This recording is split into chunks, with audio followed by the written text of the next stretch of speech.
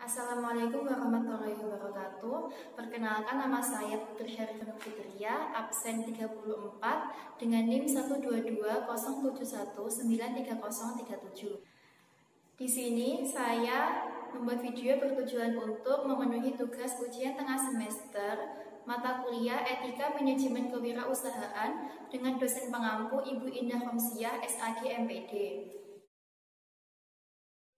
Yang pertama adalah konsep manajemen. Manajemen adalah suatu proses mengatur dan memanfaatkan sumber daya yang dimiliki organisasi melalui kerjasama antar para anggota untuk mencapai tujuan organisasi secara efektif dan efisien. Manajemen memiliki fungsi yang merupakan elemen-elemen dasar yang akan selalu ada dan melekat dalam proses manajemen yang dijadikan acuan manajer dalam melaksanakan kegiatan untuk mencapai tujuan. Adapun fungsi-fungsi dari manajemen ialah POAC, yaitu planning atau perencanaan, organizing atau pengorganisasian, actuating atau pelaksanaan, dan controlling atau pengawasan. Manajemen dalam suatu organisasi sangat penting karena manajemen berfungsi untuk mengatur proses pelaksanaan tugas dan mengelola sistem yang ada di dalamnya agar dapat bekerja secara efektif dan efisien. Yang kedua adalah konsep etika. Etika dapat diartikan sebagai ilmu yang mempelajari tentang segala hal mengenai baik atau buruknya manusia yang berkaitan dengan nilai-nilai, aturan, norma, serta tata cara hidup yang baik yang diwariskan dari satu orang ke orang lain atau dari satu generasi ke generasi yang lainnya. Etika secara umum maupun menurut Islam pada dasarnya mempunyai arti yang sama, hanya saja dibedakan oleh sumbernya. Etika secara umum cenderung mengadopsi kebudayaan, sedangkan etika secara Islam bersumber kepada Al-Quran dan Hadis. Selain itu, dalam etika Islam terdapat tingkatan aturan berperilaku.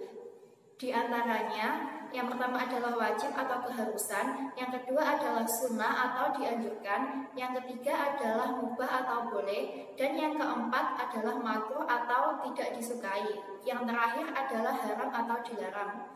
Etika bertujuan untuk menciptakan nilai moral yang baik. Etika harus benar-benar dimiliki dan diterapkan oleh setiap manusia. Karena etika yang baik mencerminkan perilaku yang baik dan etika yang buruk mencerminkan perilaku yang buruk. Adapun kode etika adalah nilai-nilai atau norma yang biasanya secara tegas tertulis untuk mengatur apa yang benar dan apa yang baik untuk menjadi pedoman wirausahawan dalam bertingkah laku dan bertindak. Etika kewirausahaan dalam sehari-hari. Etika kewirausahaan ialah tata cara untuk melakukan kegiatan bisnis yang mencakup seluruh aspek yang berkaitan dengan individu, perusahaan, industri, dan juga masyarakat yang sesuai dengan sikap dan perilaku yang sesuai dengan norma. Etika kewirausahaan mencakup bagaimana seorang wirausahawan menjalankan bisnis secara adil sesuai dengan hukum yang berlaku dan tidak tergantung pada kedudukan individu ataupun perusahaan. Penerapan etika kewirausahaan dalam kehidupan sehari-hari ialah yang pertama adalah jujur, yang kedua integritas, contohnya mempunyai keberanian untuk mengakui kesalahan yang diperbuat, yang ketiga menepati janji, yang keempat akuntabel, yang kelima loyalitas, yang keenam adalah peduli, yang ketujuh memiliki jiwa kepemimpinan, dan yang terakhir adalah patuh kepada hukum. Patuh kepada hukum yakni mematuhi aturan yang diberikan seperti aturan membayar pajak dan aturan mendaftarkan izin usaha dan lain-lain. Konsep kewirausahaan Islam dan tujuan kewirausahaan Islam.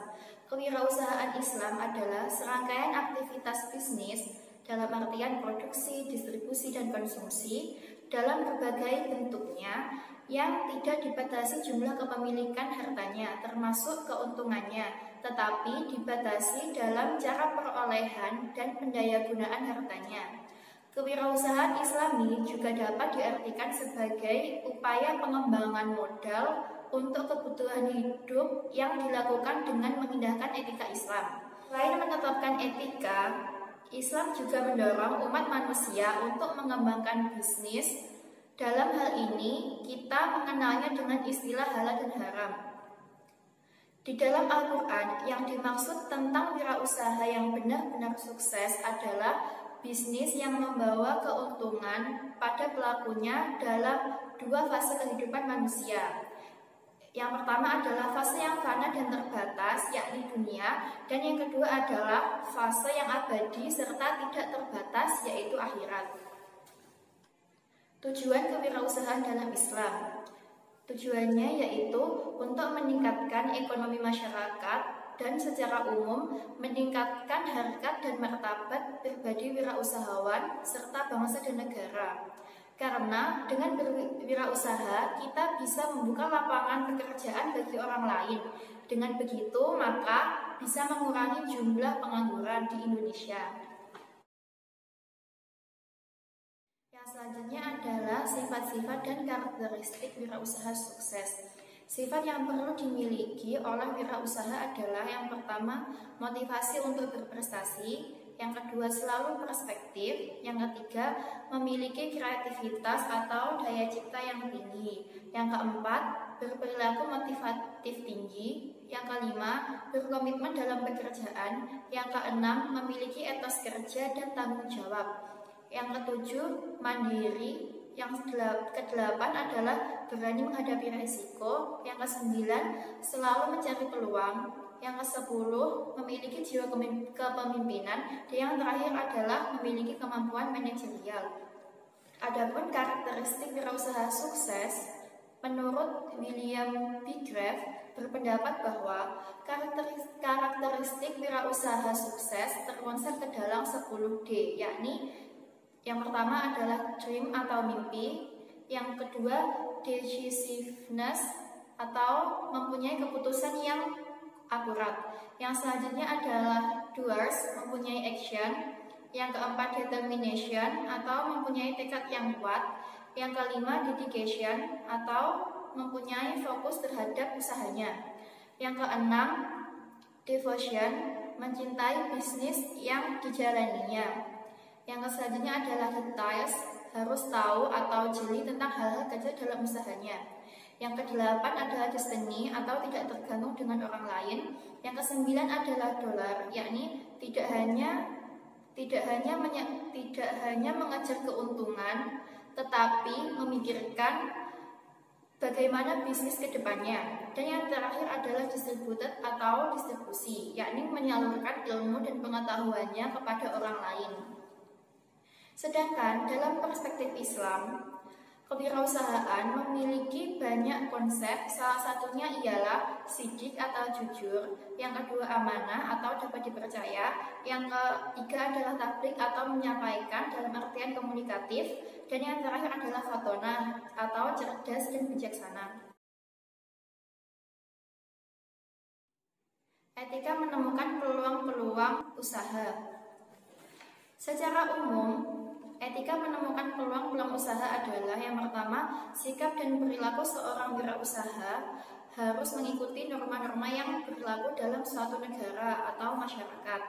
Yang kedua, penampilan yang ditunjukkan seorang wirausaha harus selalu apik, sopan, terutama menghadapi situasi atau acara-acara tertentu.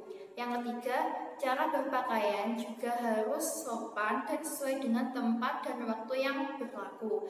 Yang keempat, cara berbicara seorang wirausaha juga mencerminkan usahanya, sopan, penuh tata krama, tidak menyinggung atau mencela orang lain. Yang kelima adalah gerak-gerik wirausaha juga dapat menyenangkan orang lain. Hindari gerak-gerik yang mencurigakan. Adapun etika menemukan peluang-peluang usaha secara khusus, yakni kejujuran, bertanggung jawab, menepati janji, disiplin, taat hukum, suka membantu, komitmen, dan menghormati, dan mengejar prestasi. Sekian penjelasan singkat dari saya, ada kurang lebihnya saya mohon maaf. Wassalamualaikum warahmatullahi wabarakatuh.